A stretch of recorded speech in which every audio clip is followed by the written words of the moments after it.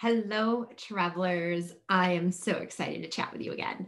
So, today I would like to know, what do you collect when you travel? What souvenirs do you like to bring home? Are you the type of person that collects spoons? Do you collect magnets, drink coasters? Are you a mug person? Do you have like the Starbucks Where Have You Been mugs? I want to know what you collect when you're traveling. I've never been really big on collecting souvenirs and things. I haven't focused on collecting one specific item when I travel. I do tend to get a little bit of jewelry when I go places because who doesn't like a little bling? But I like to focus on bringing home memories and lots of photos.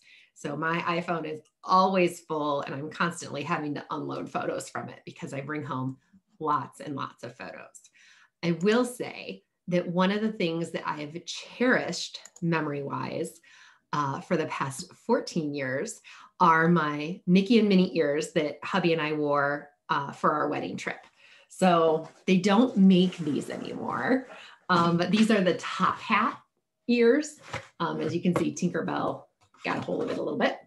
But these are Mickey top hat ears that Ryan wore for our Disney wedding trip that we had. And then I have the original mini headband veil. So this is my favorite pair of ears that I have. It is a 2-level veil, so you can actually cover your face if you want. And it was just something that was super fun and cute. We wore these. We have lots of pictures in them. Got lots of different cast members and other travelers walking up and wishing us congratulations because we had just gotten married. So that would by far be one of the biggest and best souvenirs. Other ones, again, you know me, I love my memories.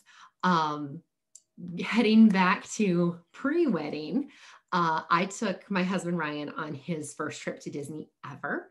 We were really young.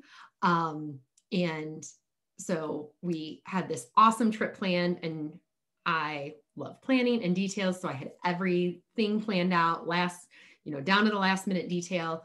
And then on our last day there, we were supposed to go to the Magic Kingdom.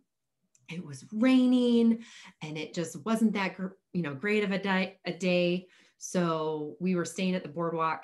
So instead of going all the way to the Magic Kingdom, I'm like, well, why don't we just go to Epcot for dinner? We can walk right through the back way and it'll be great. And he seemed okay with that. Nothing that sent up flags in my mind. He's like, okay, hon, whatever you want to do. So I didn't know they had planned to propose to me at the wishing well at Cinderella's castle that last night of our trip. But still a great proposal. We had a fantastic dinner in Japan at Epcot. And then it was after the park had actually closed. So there was like barely anyone around. And we were just strolling around World Showcase, admiring the view. And he stopped and he asked me to marry him. And I was so surprised because I planned everything that trip. I didn't plan a proposal, but he had other things in mind. So that's where he asked me to marry him. One of my favorite memories. And a little caveat to that memory that not a lot of people know is, we were really excited and, talking, and I'm like, oh my gosh, I didn't think we were going to get engaged yet. And he's like, well, we were at Disney World and I didn't know when we'd be back to Disney. Does he know who he asked to marry him? He has been to Disney many times since. We had a Disney wedding. So not quite sure what he was thinking with that part as far as didn't know when we'd be back, other than he had never been there and didn't realize, all of the love and affinity that someone can have for a theme park resort. So that was a little side story. Another great memory that we have together, and I was actually just chatting with Ryan about this, is we went on our first biplane ride together. So Ryan was able to join me as I was hosting a group on a cruise through Alaska, and we planned different activities at each port. And in Ketchikan, we decided that we wanted to take a biplane over the Misty Fjords National Monument. This national monument, a little different than a national park, but a lot of people think of them as the same. Super huge. One of the only ways to see like all of it is from the air. So we got a biplane. It was us, one other couple, and the pilot. And all of us had window seats. Ryan was snapping pictures like crazy. It was just so amazing to see so much beauty and wonder and natural landscape from the air. The best part of that trip was when we landed in like an elevated lake. The pilot landed and turned off the plane. We actually got out of the plane and stood on the floats of the plane in this lake in the middle of nowhere. It was so quiet. I've never heard anything so quiet and serene than when we were standing outside on the pontoons of that plane. And didn't know until we got back in the plane that that actual lake was like 1,800 feet deep.